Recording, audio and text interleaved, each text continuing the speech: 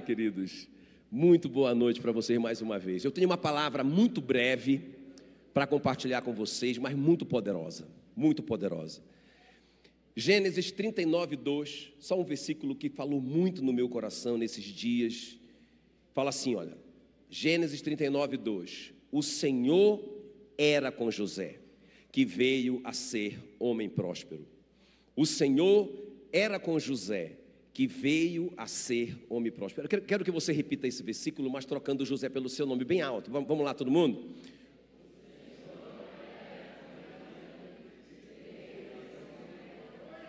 Agora com fé, vamos lá, como justos, bem forte.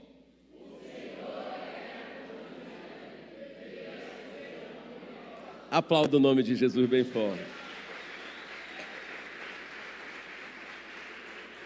Então presta bem atenção aqui, irmãos. É muito forte isso, o Senhor era com José. E por que eu disse que essa palavra falou tanto no meu coração, de uma forma muito diferente? Porque eu estava lendo essa história de José, que vai do capítulo 37 ao 50 de Gênesis, e eu vi que várias vezes tem essa frase, não é? O Senhor era com José. Várias vezes, o Senhor era com José. Aí eu percebi que isso é um distintivo do José. Assim como o Abraão, né, tem um distintivo, o amigo de Deus. O Abraão era um amigo de Deus, um distintivo. O Davi, outro distintivo, o homem segundo o coração de Deus. O Moisés, outro distintivo, o homem mais manso da terra. E o José tem um distintivo também na Bíblia. Eu nunca tinha percebido. O Senhor era com José. O Senhor estava ali o tempo todo com ele. O Senhor andava com ele, sempre estava perto. Agora olha só, irmãos. Essa presença de Deus na vida do José não impediu que ele fosse vendido como escravo, ok? Também não impediu que os irmãos dele o odiassem, né? Ele foi vendido por escravo porque os irmãos dele criaram um ódio tão grande dele que venderam ele como escravo. Essa presença de Deus na vida do José não impediu isso, mas fala que o Senhor era com José. E quando ele foi vendido como escravo, ele caiu em boas mãos. Quem está me entendendo? Ele caiu na mão do Potifar, que foi um homem bom para ele, que promoveu ele. Que bênção! Sabe, essa presença de Deus na vida do José não protegeu ele da prisão. Ele foi parar na prisão por um crime que ele não cometeu. Mas o Senhor era com ele. E a Bíblia diz que o Senhor deu graça diante do carcereiro para o José, né? Não impediu ele de ser preso, mas colocou um cara ali dentro para cuidar dele.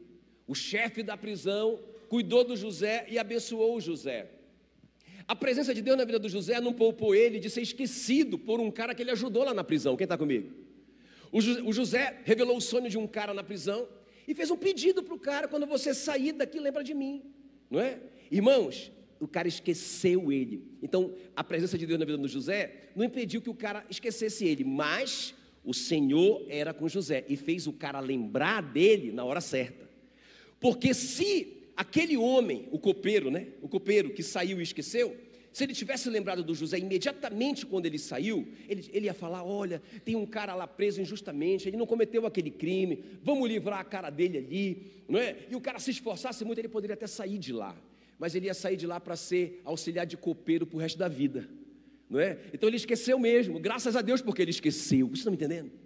Graças a Deus porque ele esqueceu, porque ele lembrou do José na hora certa, quando o faraó, o rei do mundo, não é, teve uma necessidade que só o José podia, teve um sonho que só o José poderia então interpretar. Foi naquela hora certa, porque o Senhor era com José. Quem está me entendendo? Então, irmãos, olha, pode parecer que está tudo dando errado para você, mas se o Senhor é contigo, não é? Se o Senhor é por nós, quem será contra nós? Quem será contra nós? Então, um grande segredo. Então, eu quero compartilhar com vocês hoje esse tema: Deus conosco. Eu quero te mostrar o que essa presença de Deus fez na vida do José, ok? Você vai ver que isso foi decisivo, né, para o sucesso do José. E também no final eu vou te mostrar como a gente pode desfrutar dessa presença, amém? Desse Deus conosco, aleluia. Ok? Vocês estão prontos? Então eu quero te mostrar então, em primeiro lugar, o que essa presença, o Deus conosco, fez na vida do José. Então a primeira coisa, repita comigo: o livrou na tentação. Grita bem forte para eu tomar uma água. O livrou na tentação. Presta atenção que não é da tentação. O Senhor não livrou José de ser tentado, Mas quando ele foi tentado, a presença de Deus na vida dele fez toda a diferença. Eu quero te mostrar. Gênesis 39:9 fala assim, quando aquela mulher, a Miss Universo, pensa, um garoto de 17 anos, pegando fogo, e aquela mulher lindíssima, esposa de um homem muito rico, o ministro da defesa da maior potência do mundo, o Egito, pensa bem, mulher deveria ser lindíssima. Quando ela se ofereceu assim para o José, de uma forma descarada, na verdade ela vinha pegando no pé do José já há muito tempo, e ela armou uma cilada tão perfeita, que eles ficaram sozinhos na casa. Pensa bem, irmãos, um garoto de 17 anos, um escravo, não é? Tudo bem, ele é um mordomo, mas ele pode pensar, puxa vida, essa mulher pode me ajudar, essa mulher pode falar de mim para alguém, eu posso sair dessa situação, eu posso melhorar, e além do mais, ela é a Miss Universo. Sabe o que esse cara fez? Ele disse, olha a resposta dele, Gênesis 39:9, como, pois, cometeria eu tamanha maldade e pecaria contra Deus? Irmãos, quando ele falou isso para ela, ela partiu para cima dele, e ele fugiu dela. Pensa bem, eu digo que isso que é cabra macho, não é? Fugiu dela, porque a Bíblia diz, resistir ao diabo, mas não fala para fugir do diabo, fala assim, fugir da impureza, não fala para resistir à impureza, fugir das paixões da mocidade, não fala para ficar lá, não, eu vou ficar só eu e essa gata, e tudo bem, eu vou resistir, aleluia, isso aí vai cair, irmão, é para fugir das paixões da mocidade, é para resistir ao diabo, quem está me entendendo? E o José fez isso. Agora escuta bem, por que eu estou te falando que a presença de Deus livrou ele na tentação? Porque olha só, essa consciência de que Deus está perto, chama-se o temor do Senhor. O que é o temor do Senhor? O temor do Senhor é isso. Como? O José pergunta para ela, como que eu poderia fazer uma maldade dessa? Como que eu poderia pecar contra o Senhor? Ele está aqui, ele está me vendo, Estou sozinho ali, mas como que eu vou abrir esse computador e olhar isso, que eu sei que eu vou entristecer o Espírito Santo? A Bíblia diz, não entristeçais o Espírito Santo, não é? Como que eu vou contar essa mentira?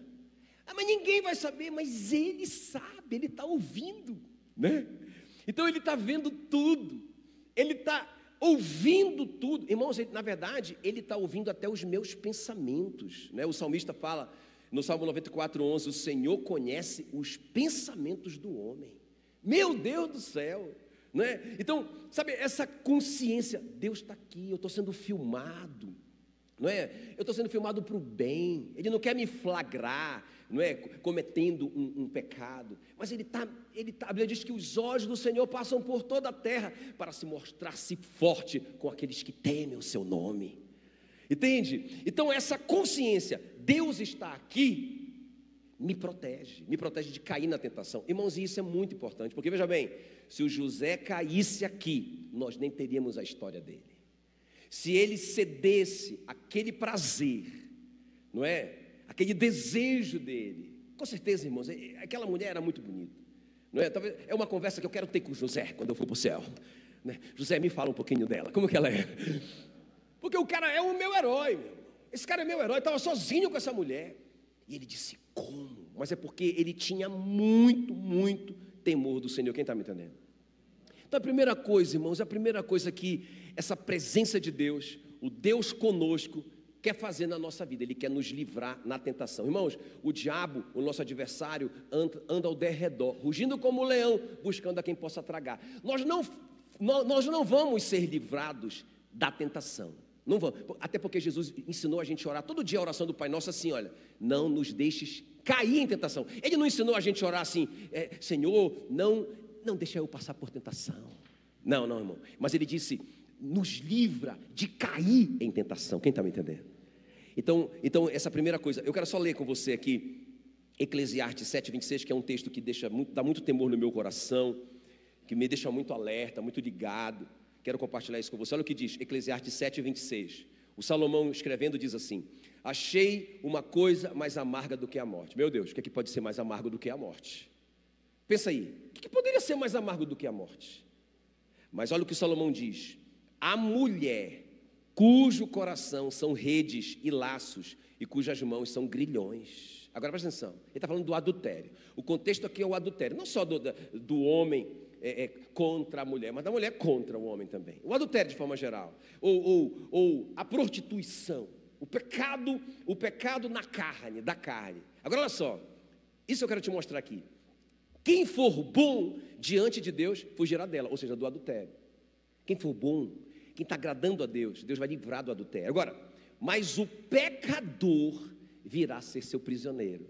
Então, qual é o paradigma que eu quero quebrar aqui contigo? É assim, ó, o adultério não é um acidente, não é? Que a pessoa está indo tão bem na igreja, meu Deus, tão bem, tão espiritual, vivendo um avivamento, de repente caiu. Não. A Bíblia diz que a pessoa que está agradando a Deus vai ser tentado, não é? Ninguém vai ser livrado da tentação, mas o Senhor vai desviar o caminho dessa pessoa daquele adultério. E vai desviar aquela armadilha, não é? Vai desfazer aquela armadilha para não pegar você. Diga glória a Deus. A presença de Deus vai fazer isso. Agora o cara está na prática do pecado, já está aqui, ó. Mas o pecador virá ser seu prisioneiro. Quer dizer, o cara já está numa prática do pecado. Não sei em que área ele está nessa prática de pecado, mas ele já está naquela prática do pecado. Ele vai cair nas mãos do adultério. E aí, irmãos, o adultério é uma tragédia, porque a Bíblia diz que quem adultera está fora de si. Só mesmo quem quer se arruinar que faz tal coisa. Açoites e vergonha encontrará, uma vergonha que não se apagará. Uma tragédia. Por isso que o Salomão diz, uma coisa mais amarga do que a morte. Quem está me entendendo? Agora, a presença de Deus, rapaz, Deus está aqui. Amém? Ele está vendo, Ele está ouvindo, Ele sabe tudo. Irmãos, isso vai te proteger. Isso vai te proteger.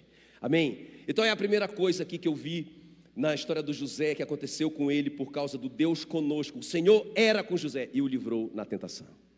A segunda coisa, o Senhor lhe deu uma ideia excepcional. Grita aí, uma ideia excepcional. Agora como um justo, diga. 1, 2, 3. 1, 2, 3. Irmão, uma ideia. Sabe, o que é uma ideia excepcional? É uma coisa que ninguém viu. É uma ideia sobrenatural. Eu vim profetizar isso na sua vida hoje à noite. Olha só, vamos ver o José. Gênesis 41, 35, quem vem me acompanha. Ajuntem os administradores toda a colheita dos bons anos que virão. Recolham cereal debaixo do poder de Faraó para mantimento nas cidades e o guardem. Meu irmão, que ideia. Que ideia. Então, o José sabia que viriam 7 anos de abundância na terra do Egito, fartura, muita colheita, mas que depois desses 7 anos viriam 7 anos de fome. Então qual é o conselho, qual é a ideia excepcional que Deus deu para aquele ex-presidiário? O cara estava lá na prisão, não é? Condenado a uma prisão perpétua, diga-se de passagem. Ele foi preso por tentativa de abuso sexual da esposa do ministro da defesa. Pensa, o cara está enrolado. Agora presta atenção, irmãos, Deus dá uma ideia tão excepcional que ele fala assim, olha, quando vierem esses 7 anos agora de abundância, vocês vão guardar 20% de tudo que vocês produzirem. Inclusive isso é um princípio de prosperidade para qualquer um de nós aqui. Guardar, não é? É a primeira coisa que a gente tem que fazer. Guardar, tem que simplificar a nossa vida, gastar menos, para a gente poder guardar. A Bíblia diz assim, olha, que o homem sensato, ele sempre tem e em abundância, porque ele guarda o seu dinheiro. Mas o insensato não tem, não é por causa da crise ou do governo, é porque ele gasta tudo que ganha. Está na sua Bíblia. Quem está me entendendo? Então, o José, ele dá esse conselho de sabedoria para o faraó. Ele diz assim mesmo, olha, 20%, vocês vão guardar 20% por 7 anos de colheita.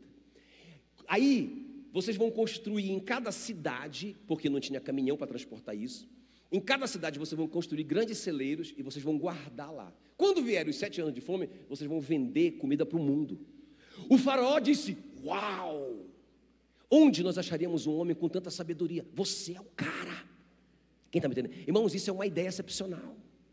Entende? Uma coisa que Deus deu para ele. Agora, veja bem, a ideia excepcional, ela não é só natural, porque isso aqui é a parte natural da ideia. Ele deu uma ideia, uma estratégia financeira aqui, uma ideia humana. Mas junto com essa ideia, tem uma coisa sobrenatural, porque ele revelou o sonho do faraó, né? Qual que era o sonho do faraó? Que ninguém revelava. 7 espigas feias comendo 7 espigas bonitas e ficando mais feias. 7 vacas magras e feias comendo 7 vacas gordas e ficando mais magras e mais feias. Aí o José interpretou, porque Deus deu para ele. Ele disse isso aqui, olha, essas 7 espigas feias, mirradas, e essas 7 vacas magras, terríveis, isso são 7 anos de fome que virão. Só que antes dos 7 anos de fome virão 7 anos de abundância, de prosperidade na terra. Isso aqui é o milagre, isso aqui é o sobrenatural. É isso que eu estou te falando, que a presença de Deus na nossa vida vai nos dar uma ideia excepcional, não é? O que é uma ideia excepcional? É essa junção do sobrenatural com o natural. Irmão, receba isso. Eu falo assim, ó, eu oro a Bíblia. Eu gosto de orar a Bíblia, né? Por que eu oro a Bíblia? Porque está escrito em Isaías, né? Em Isaías está escrito assim mesmo, que assim como a chuva cai e para o céu não torna, sem antes cumprir o propósito dela, que é regar a terra. Escuta, assim é a palavra de Deus. Ela não volta para Deus sem antes cumprir o propósito para o qual ela foi enviada. Então, quando que a palavra de Deus volta para Deus? Quando eu oro a palavra. Quando que a água volta para o céu?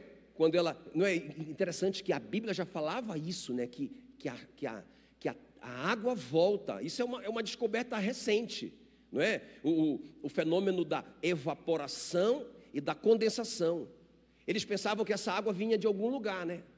Mas a Bíblia já dizia, não, é a mesma água. Nada se cria, nada se perde, tudo se transforma. A Bíblia já sabia, antes do Lavoisier. Quem está entendendo? Aí, ó, é a mesma água que cai e volta, mas antes dela voltar, ela cumpriu o propósito dela.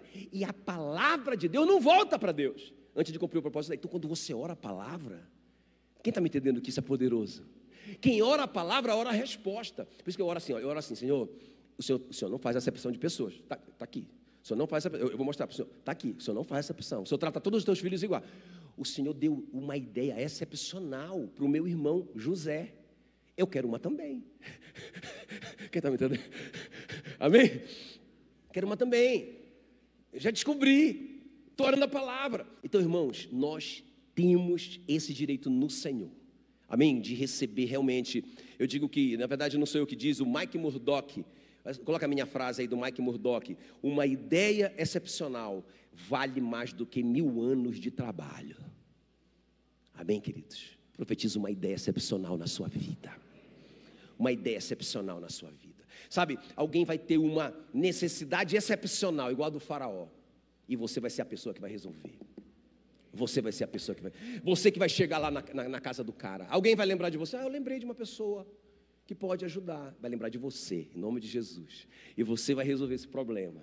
E você vai ser promovido em nome de Jesus. Essa história não está na Bíblia para o nosso entretenimento. Isso é uma promessa para nós. Aleluia, aleluia. Não é? Então a sabedoria do José, a ideia excepcional do José alimentou toda a humanidade, porque toda a humanidade estava ali, não é? Naquela região. A única parte do globo que era povoada era ali, o Oriente. Então todo mundo estava lá. Então o José salvou a humanidade. Também ele salvou o nascimento do Messias, né? Porque o irmão dele, o Judá, morreria nessa fome, morreria de fome. E aí o Messias tinha que sair da tribo de Judá. Então ele salvou, né, o nascimento do Messias. E outra coisa importante, a sabedoria dele, olha só, escuta bem, acho muito tremendo isso, deixa eu te falar isso. O José, ele tinha essa ideia excepcional, porque o Senhor era com ele. Diga, o Senhor era com José. Agora diga o seu nome, o Senhor era com... Olha só a ideia que o José teve. Ele foi então vendendo, não é, o trigo, os alimentos para o povo do Egito e para o mundo inteiro. Mas chegou uma hora que o pessoal do Egito reuniu com ele e falou assim: José, já tem 5 anos de fome, ainda faltam 2 anos de fome, nós não temos mais dinheiro, acabou o nosso dinheiro, vamos morrer de fome. Ele falou: não, vamos fazer o seguinte, me dê os animais de vocês em troca de comida. Ele comprou todos os animais dos egípcios, todos os animais, os cavalos, os camelos, as vacas, tudo, comprou tudo, e deu comida em troca. Acabou a comida, e eles voltaram. José, acabou a comida. E agora? Ele falou: me dê a terra de vocês, em troca de comida. Não é? Ele estava comprando todos os animais, agora ele comprou todas as terras do Egito, não é? Ele estava comprando para o rei. E aí no final, Eles disseram: José, acabou de novo a comida. E agora não temos mais animal e nem terra. José disse: não tem problema, eu vou comprar vocês. Eu vou comprar cada um de vocês como escravo do faraó. E comprou em troca de comida. Agora escuta bem, os caras falaram assim: meu Deus, agora a gente não tem mais terra, nem animal e nem nós mesmo, né? Aí o José falou assim: olha, reuniu todo mundo e falou para eles assim: vocês estão entendendo que tudo é do faraó, a terra é do faraó, os animais são do faraó, até vocês são do faraó. Então é justo que tudo que vocês plantam seja do faraó? Sim ou não? Sim ou não? Sim, sim, lógico. Eles disseram: sim, é verdade, nós só queremos a comida. O José falou assim: não, mas eu vou fazer uma coisa muito legal com vocês. Tudo é do faraó, mas eu vou dar de presente pela graça, eu vou dar de graça 80% do que vocês produzem para o faraó. Quem está entendendo? Quem está entendendo que eles receberam isso como uma grande alegria? Eles choraram, fizeram uma grande festa lá em Gênesis 47, porque eles falaram assim: meu Deus, que homem bom. A gente não merecia nada, tudo era do rei, e ele nos deu 80%. Irmão, quem está me entendendo que isso é o princípio do dízimo? Quem está me entendendo? Né? Então, eles não pensavam assim na hora de trazer os 20%, eles não pensavam assim: ai, nós estamos levando 20%, eles estavam dizendo assim: puxa vida, nós estamos indo buscar os 80%, porque na verdade tudo era do rei. Quem está me entendendo? Jesus comprou com o seu sangue tudo, ele comprou tudo. O reino dos céus é semelhante ao homem que achou um tesouro no campo, e tendo vendido tudo o que tinha, comprou o tesouro, comprou o campo, não é? Então isso aqui, quando a gente vem trazer o dízimo, na verdade, irmãos, a gente tinha que celebrar, sabe, isso é a celebração da nossa redenção, o dízimo, não é? Meu Deus, eu tinha que dar tudo para ele, mas ele ainda deixa eu administrar 90%, ele é muito generoso comigo, meu Deus, aleluia, não é? Então isso aqui, irmãos, foi uma ideia excepcional que o José teve da parte de Deus. Quem recebe essa ideia excepcional? Muito bem, me ajuda aí. Qual foi a primeira coisa que a presença de Deus fez na vida do José? O livrou na tentação, obrigado. E a segunda coisa? Lhe deu uma ideia excepcional. Diga: eu recebo essa ideia excepcional. Diga: eu recebo esse livramento. E para a gente terminar, lhe fez um vencedor. Lhe fez um vencedor. Olha o que diz aí Gênesis 41, 39. Depois disse Faraó a José: visto que Deus te fez saber tudo isto, ninguém há tão ajuizado e sábio como tu, administrarás a minha casa. Olha só, irmãos, o preso vai sair de preso para ser o segundo homem mais poderoso do mundo. Administrarás a minha casa, e a tua palavra obedecerá todo o meu povo. Somente no trono eu serei maior do que tu. Disse mais Faraó a José: veja que eu te faço autoridade sobre toda a terra do Egito. Então tirou Faraó o seu anel de sinete, a procuração de plenos poderes dele, da mão, e o pôs na mão de José. Fê-lo vestir roupa de linho fino, e lhe pôs no pescoço um colar de ouro, e fê-lo subir o seu segundo carro, e clamavam diante dele: inclinai-vos. Desse modo constituiu sobre toda a terra do Egito. Irmão, o nome disso é sucesso. Isso é sucesso. Sucesso. Assim, ó, pá, da noite para o dia, né? O cara sai de uma situação, chega ali, revela um sonho, dá uma ideia excepcional, e o cara é promovido, irmãos, para primeiro-ministro do Egito. Pensa, o cara recebe o anel de sinete do rei. O rei confiou completamente nele. Irmão, recebe isso em nome de Jesus. Não é de alguém que vai chegar na nossa vida e vai confiar na gente desse jeito, que vai abrir portas desse jeito. Receba isso, meu irmão. Receba isso. Sabe, alguém que você vai cair na graça dessa pessoa. Pensa bem, o cara deu o anel dele: olha, o que você disser tá bom. Não vai acontecer nada no Egito sem a sua ordem, sem a sua permissão. Meu Deus, que loucura. O cara que estava preso no dia anterior. Agora veja bem, deixa eu abrir esse parênteses aqui, muito importante. O impacto do sucesso do José sobre a família dele. Irmão, nenhum sucesso na vida compensa o fracasso na família. Quem está comigo? Né? Essa frase, o pastor Melvin repetiu muito essa frase. Coloca essa frase para mim. Coloca essa frase aí. Olha aí. Nenhum sucesso na vida compensa o fracasso na família. Essa frase não é do pastor Melvin. é de um homem chamado David Oman Mackay, né? Mas, irmãos, pastor Melvin falava muito isso, que se tornou uma palavra dele, uma frase dele, não é? Então, o José, ele é esse cara que ele vai ter sucesso, mas o sucesso dele vai levar junto a família dele. Então, você vai ter sucesso, mas o seu sucesso não vai fazer você se perder e nem perder seu casamento. Eu sou pastor há 25 anos, e eu vi, por exemplo, várias situações, mas eu vi um cara que ele chegava na igreja, assim, numa motinho velha, né? Bem, aquelas motinhas bem antigas, parece bicicleta, na verdade, sabe? Aquelas tipo mobilete, né? E ele chegava assim, ele trabalhava num lugar que ele chegava de terno, né? Ele era engraçado, que ele chegava, irmão, esse cara ficou milionário, mas eu vi ele perder a família dele. Não, isso não é sucesso, isso é fracasso, quem está me entendendo? Não, isso é fracasso, eu não quero esse sucesso, Deus me livre desse sucesso. Eu quero sucesso, mas eu quero levar junto a minha família. Porque olha só, o faraó chamou o José e disse para ele: carregai os vossos animais e tornai a terra de Canaã. Ou seja, levem muita comida para Canaã, porque era uma viagem de meses. Então levem muita comida, quando vocês voltarem, eles vão voltar comendo. Olha só, pensando na família do José. Aí ele falou assim: tomai a vosso pai e as vossas famílias e vinde para mim, dar-vos-ei o melhor da terra do Egito e comereis a fartura da terra. Então a família foi colocada em Gósen, na melhor terra do Egito. Diga glória a Deus. Ah, eu estou muito bem na foto aqui, eu sou o rei do mundo, minha família está lascada lá no Canaã, mas eu não quero nem saber, eu estou aqui, eles merecem mesmo, porque eles fizeram muito mal para mim. Não, José não pensava assim, irmãos. Meu Deus do céu, a família foi abençoada. Olha o que o faraó disse para ele: levai da terra do Egito carros para vossos filhinhos e para as vossas mulheres. Meu Deus, se souberes haver entre eles homens capazes, põe-nos por chefes do gado que me pertence. Meu Deus, os irmãos do José já foram promovidos a secretários da agricultura, aleluia, da agropecuária, glória a Deus, por causa do José, irmão. Então o sucesso dele não foi só para ele, abençoou toda a família. Isso que eu profetizo sobre a sua vida. Um sucesso que vai deixar você de consciência tranquila, porque a sua família está crescendo e abençoada. Agora, não somente isso, deixa eu terminar com isso. Não somente isso, a Bíblia diz que não só o José abençoou aqueles mais ou menos 80 pessoas que estavam vivas, mas a Bíblia diz que quando o Jacó, o pai do José, já estava morrendo lá no Egito, não é? Ele viveu 17 anos ainda lá no Egito, depois que eles se encontraram. Mas quando ele já estava velhinho, já morrendo, então ele chamou o José. E aí o José chegou ali com Efraim e com Manassés, os dois filhos dele. O Jacó perguntou: quem são esses meninos? Já velhinho, quem são esses? Ele disse: são os filhos que Deus me deu na terra do Egito.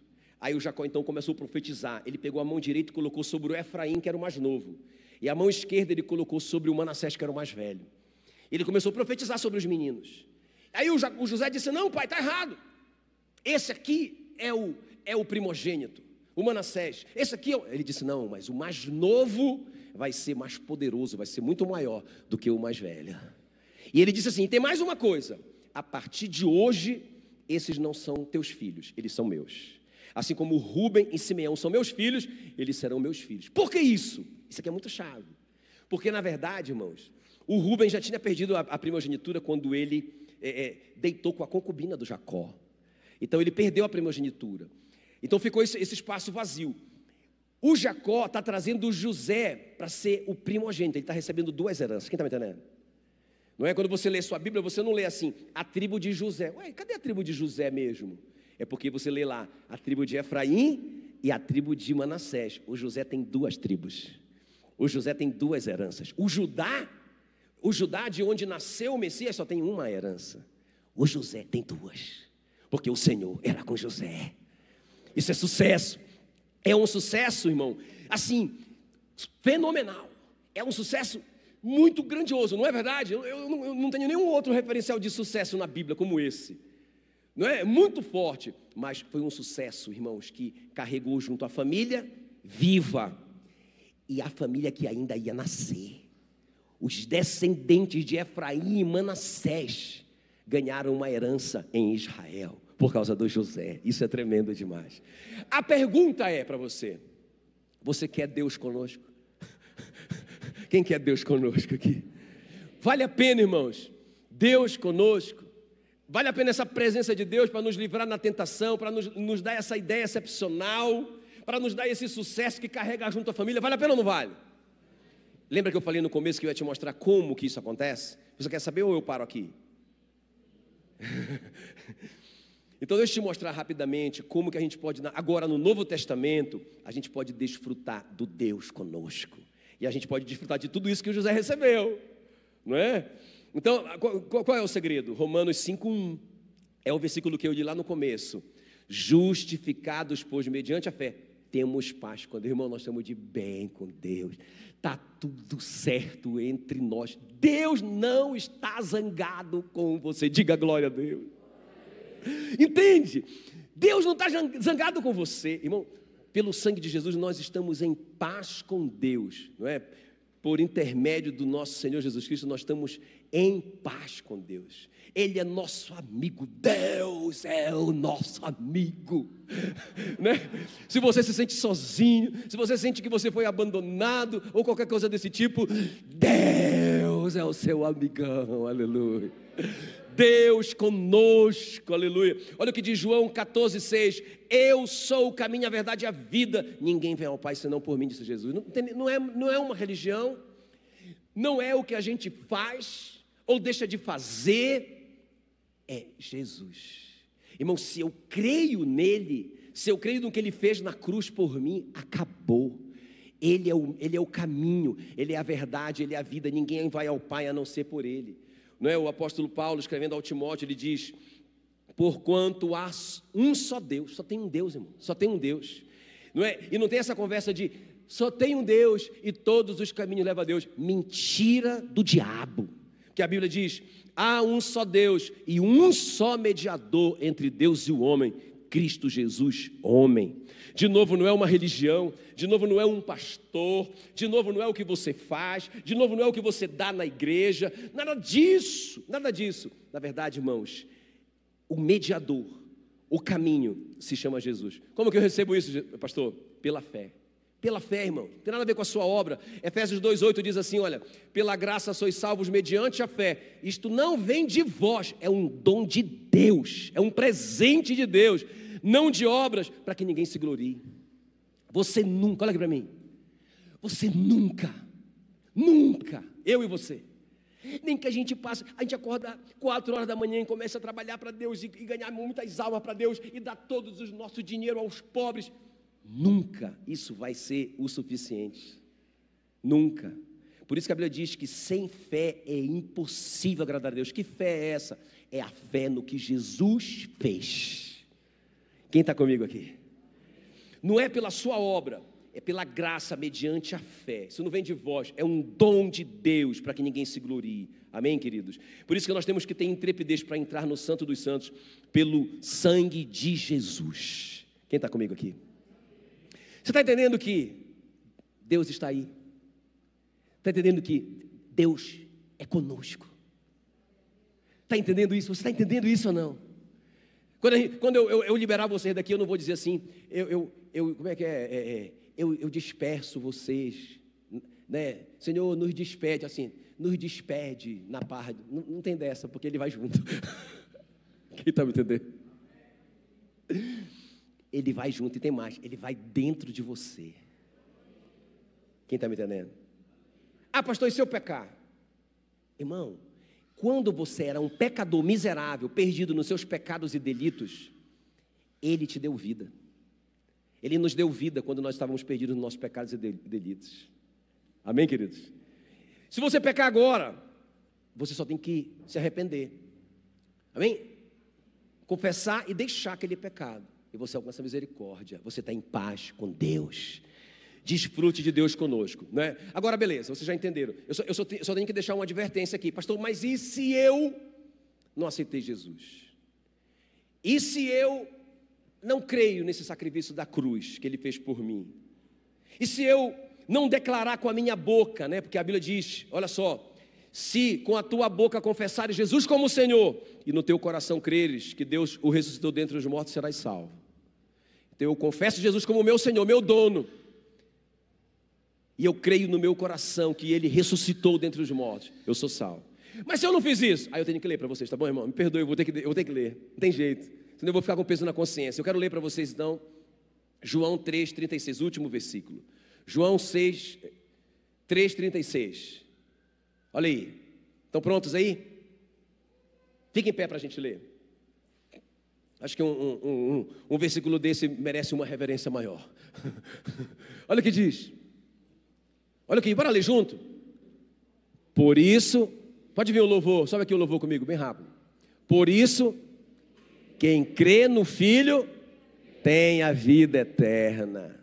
O que todavia se mantém rebelde contra o Filho, não verá a vida, mas sobre ele permanece a ira. Aí sim, a ira de... O que é a ira de Deus? O pecado, o salário do pecado é a morte. Então o pecado tem que ser corrigido. Como é que ele é corrigido? Com a morte eterna, não é? Então, irmãos, é uma escolha. O que você escolhe? O que você escolhe?